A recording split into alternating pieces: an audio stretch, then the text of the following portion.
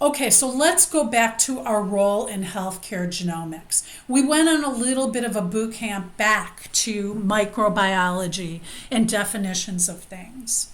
And so let's talk a little bit about biobanks. Biobanks, right? That's where all of this information of samples is stored. And we talked about diversity and how we need more information from all populations, not just select populations, to make decisions. We've talked a little bit about genetic modification. We talked a little bit about GMOs, whether it's food, in drugs. We've talked about editing and perhaps those editing in sort of those, selective sex of babies or these designer babies. You're going to hear perhaps about the CRISPR-Cas9. That's actually an enzyme that uses a guide to guide RNA to identify and cut out and target certain DNA sequences. Now, it sounds like it could be useful in some things, and then there's some ethical situations and some other editing, right? And by the way, the CRISPR, it actually what that terminology means is clustered, regularly introspected or introspaced, short palindromic repeats. Now you know why we call it CRISPR. So sequencing, exome sequencing. What I really want to talk about this is it's valuable in identifying extremely rare diseases swiftly. Notice how we put the word swiftly.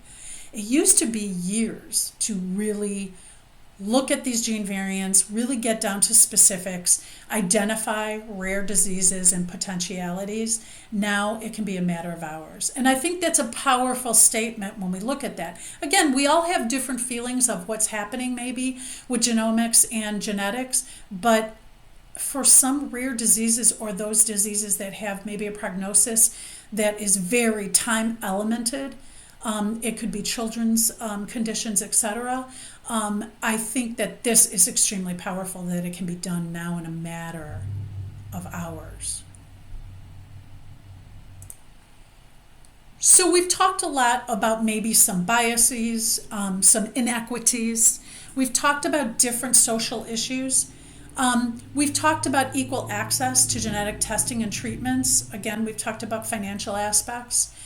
We've talked about a little bit, and we'll talk more as we talk about security of data, but misuse of genetic information, maybe some, GINA violations. But also, I also like to add in that there is potential abuse of genetics to cause harm. What I mean by that too, and you're going to hear me refer to this in a lot of things with technology, and genetics and genomics are no different, the abuse of genetics to cause harm. Okay? I want you to think about that. Abuse of genetics to cause harm. And I want you to think of intent versus impact. Okay? Our intent in a lot of things, whether it's in healthcare, whether it's in the science behind healthcare, our intent may be different than the impact. We use that a lot in biases, in when we're trying to stress DEI, diversity, equity, inclusion, right? We say the impact is very different sometimes than where the intent started, right? And I want you to think of those terms, and I want you to think of things that can cause harm in some of this high advanced technology or sequencing of genetics and genomics. I placed some global perspectives on the screen here. So again, we have a lot of instances, right, that we can share new diagnostic testings and therapeutics, right? The individual nations are adopting guidelines Where can we share this information to suit strengths that we may have from one country to another? Bioethics, right? We really talked about a lot about privacy. Where can we share this information globally? How can we be global entities on these acts, federal acts that might be coming out, and global aspects of this? Things to think about, because we're not exactly there, right? So we briefly discussed pharmacogenetics, and I want you to know that there's technically two different terms, just like genetics and genomics. The same thing here with pharmacogenetics and pharmacogenomics. You can see, following the definitions of genetics and genomics, again, the pharmaco part of it is exactly the same. The pharmacogenetics is individual genes influencing a drug response, and the pharmacogenomics is the effects of multiple genes to responses. So again, it follows those definitions. Some further information that I want to bring about that is that, again, this personalized or precision health can really use an individual's genetic profile to guide decisions made in regard to the prevention, diagnosis, and treatment of a disease. It can also look at avoiding drugs that may not work well because or cause serious adverse effects and events. In other words, are there certain gene variants that encode for these enzymes? Are you an ultra rapid metabolizer or a poor metabolizer of a particular med? Think about this. We said that testing is becoming a little bit more affordable and insurance coverage is expanding. Again, we know we're not there totally, and there are some diversity issues on this. But let's talk about the savings, the financial savings, if we find out that certain medications might not work for somebody, so why prescribe them, right?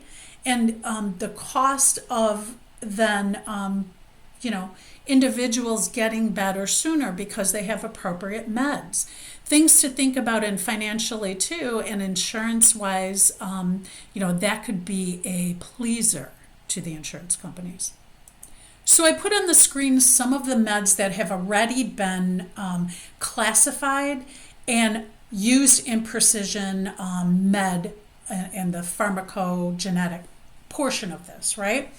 And I put a little thing down there that the FDA recommends now genetic testing for all people with colon cancer before starting certain meds. And patients with ALL, acute lymphoblastic leukemia, they want genetic testing before chemotherapy meds are actually started. And you can also see there's other conditions that this has already been, there's been some, trial and recommendations in pharmacogenetics. We've talked about some of these things already, but I also wanted you to know that in the data from 2023 of insurance claims shows that most of the uses of pharmacogenetics or genomics were in cases for pain, chronic pain, cardiac, mental health, and they still term it as psychiatry cases. I have a problem with that, but that's my own personal bias. Having said that too, that Medicare covers some testing based on this criteria above, and Medicaid in some states covers testing based on that. Currently, the data shows that labeling for 456 prescription drugs sold in the U.S. Includes some kind of pharmacogenetics prescription information. So that's something to think about too. Actually, if you ask me, that number was actually for the data now. I thought that was actually higher than what I anticipated. But when you see that it's most usage in pain, cardiac, mental health, and also in chemotherapy agents too. We're going to talk more in class about nanotechnology, not necessarily all related to genetics and genomics, but there are things in nanotechnology, certain kind of tattoos almost that have certain medications on them. There's some swallowable pills that concentrate directly, whether it's a PET scan kind of thing or it's delivery of cancer treatment that affects certain cells. There's all kinds of nanotechnology too that are being used in conjunction with genomics and particular tumor profiling. So within this discussion too, and what's going to happen more in class, we talk a lot about the electronic health record, and I just wanted you to know that there is an NIH-funded sort of study that goes on right now with electronic medical records and the genomic network. It's called the eMERGE 3. It's researchers within it might not be funded by the NIH, but it is an act that's funded by the NIH, sorry. But it's how to communicate genetic information to the patient and team. It's how to really put an understanding of genetic changes and how they affect health and how to communicate this with more to a team, to the healthcare team. We're starting to put that now in education, as you see, but again, we know that there's gaps in the transition into practice or existing practitioners, right? So again, we're also finding out, you might hear the term cascade testing, and that's when individuals share their genetic results with family members when they're at risk because of a certain variant that's been found.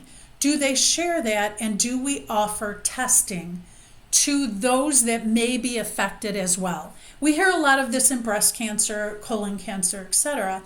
But cascade testing, we're finding out, is usually provided and covered by insurance. We want to really stretch that out a little bit too. I know I mentioned it under the movies and books and things like that, but if you've not heard about the HeLa cells and the story of Henrietta Lacks and cervical cancer cells, I really strongly suggest that. That's misuse and ethical dilemmas within research using genetics. And to recap the whole story would be very lengthy, but I highly suggest, if you don't know that story, to really either read that book or even do a simple Google search about the basis behind that. Because again, that really brought about a lot of ethical and really sort of public service announcement of things that happen in research sometimes that are unethical.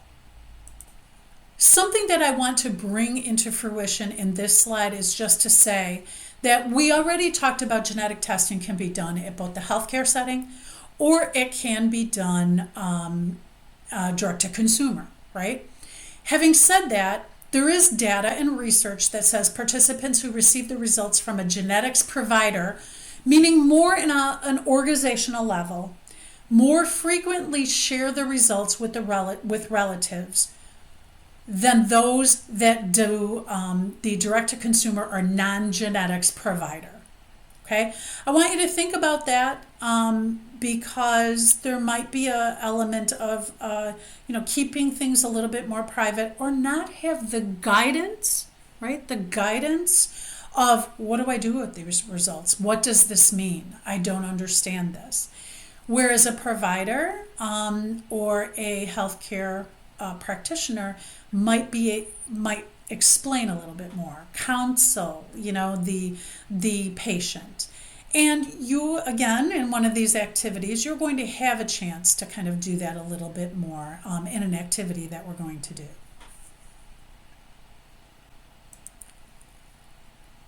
I've started to stress that we do have background, right, for the importance of competencies, right, at all levels of nursing in genetics and genomics, okay? I'm in a grant project right now that is really focusing on DMP and graduate level, but the ANA really stresses at all levels of education at the academic level so that the transition into practice is ever so much better, because this is currency in our healthcare settings, right? And that's all settings. That's not just the hospital setting. There's a lot of resources. We might not be aware of these resources, right? if we don't have the background. You have a lot of EHR, clinical decision support systems, right, that might be referring to certain things. You might get drug alerts with the pharmacogenetics. You might have different ways that the EHR is harnessing these genetics and genomics. But do we understand? Do we understand what our next point really is? This is an introduction, and we're going to get so much further into this, but this is your introduction to get you thinking. What have you seen? If you're in practice already, if you're not in practice, what do you expect? Where is that basic knowledge? There's a lot of resources. I've gave you some of them, but I've listed them on here and their websites too. Again, you're going to have a copy of this PowerPoint where you can just click on the links as well. Here's some things I want you to think about in conclusion, right? There are thoughts right now that APNs, right, as providers, should do all the genetic counseling. Mandatory, right? But are we there for the education, right? We say that all nurses should understand and be able to counsel based on genetic testing. But are we there at every level? Now, I just want to give you a little background. There are genetic counselors, right, that work with providers and teams. They can do the ordering of genetic testing that it might be specific. Let me rephrase that. They work with the providers for the specific genetic testing. I want to give you some background. They're usually biology undergrads. They're master prepared degrees in genetics. They're a crucial partner in the integrating of genomics in healthcare and personalized medicine or healthcare. They're educated specialists. They work with the team. They work with us, be it APNs, be it advanced practice, advanced degree nurses, undergrad nurses, providers. There's a short supply of genetic counseling programs. Right now, there's 30 in the US and Canada. They're in high demand. Some patients' wait time for this personalized medicine counseling or personalized healthcare counseling, once a mutation of a gene is detected, is 12 to 18 months. Now I want you to think about that. Is that providing improved outcomes? If you're waiting 12 to 18 months to really find out what do I do or what does this mean that I have this mutation? Do all our providers have, is there a gap there? Are they providing all of this information? Are we, as nurses, understanding a little bit more and can provide some guidance, right? Now, we know we do not diagnose, right, unless we are advanced practice, APNs, but do we do we interpret and help the guidance of where we go next or where the patient goes next with this information? Okay? Some areas and organizations are implementing mandatory newborn screening and gene sequencing in efforts to improve health outcomes for our newborns. Have you seen this? Does this add to healthcare inequities based on our zip code, so to say? What about parent literacy? If newborn gene sequencing is being mandatory, and I don't know, can we make these things mandatory, right? When we think about ethics, legalities, GINA, can we make that? Should there be areas, environmental areas maybe, that are making this mandatory for newborns? I don't know. How do you feel about this? But what about parent literacy, anxiety, concerns, implications? As nurses, if we're working in organizations or in states or areas that are making this mandatory, do we know? Did we know about GINA? Do we know how to guide our parents and literacy? Literacy in healthcare is huge, right? Literacy about everything. But do we have the literacy in order to guide others? That's something to think about, right? Is the interprofessional team of provider, counselor, and RN, as all levels, like I just said, is it necessary for genomic and genetics information? Right? Yeah. Do we have to really incorporate an interprofessional team and the knowledge throughout that team?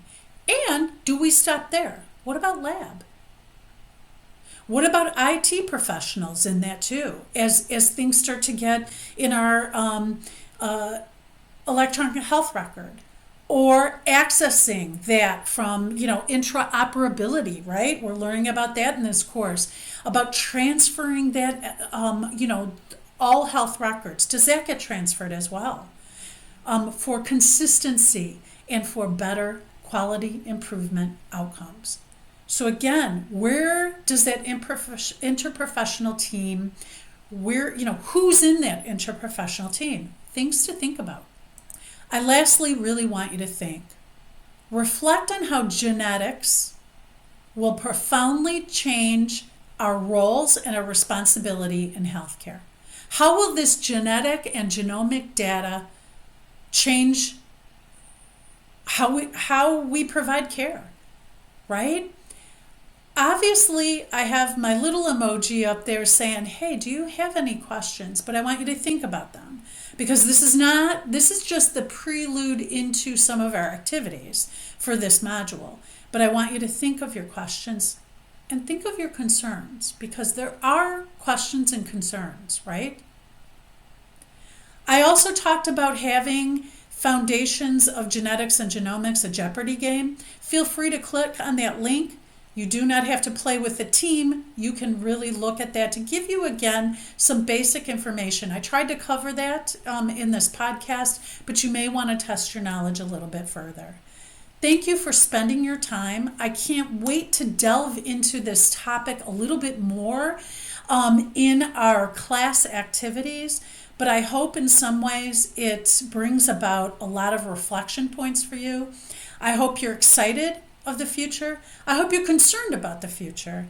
And I hope you really are engaged in the future of increasing your literacy and those of your patient and your family to help quality improvement outcomes.